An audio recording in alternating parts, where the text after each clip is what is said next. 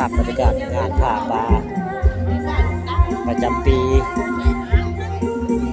บ้านนางอยโพนปโลอำเภอเต่างอยแล้วมื้อนี้ผ้าป่าปู่ตาบ้านนางอยเลยเป็น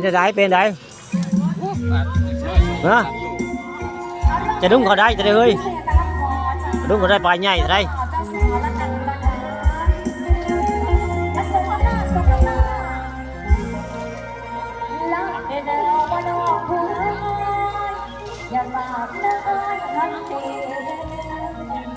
งานผ้าป่าประจำปีปีนี้มีเครื่องเสียงได้มาเปิดให้กันเป็นแฟนที่มาตึงเฮผู้วิชิตความหนาวไว้ง่าย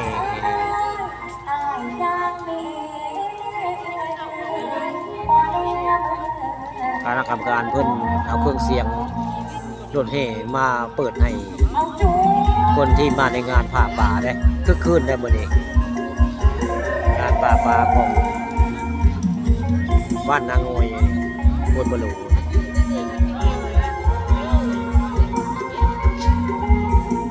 คนกะลาอยู่ได้คนก็ได้หลายพอสมควรผู้ได้ก็ได้ปลาใหญ่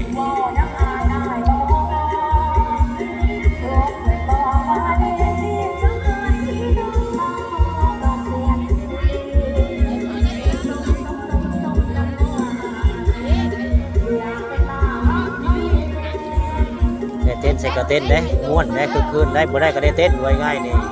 ถ้าเราได้ปลาใหญ่ได้นี่ยายต้องเต้นยายต้องเต้นได้ปลาใหญ่เลยนะ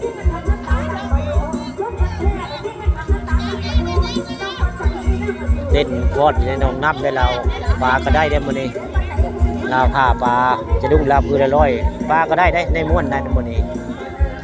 ลูกค้าปลาดุกคำปลาส้มนี่ได้เอาภาพบรรยากาศความสวยงามของงานผ้าป่าประจำปี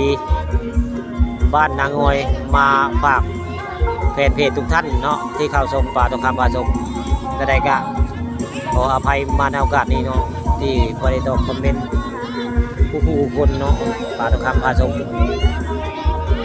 มางานผ้าป่าประจำปีพี่น้องงานผ้าป่าปู่ตาบ้านนางอยโพนปโลอำเภอเต่างอยบรรยากาศคัก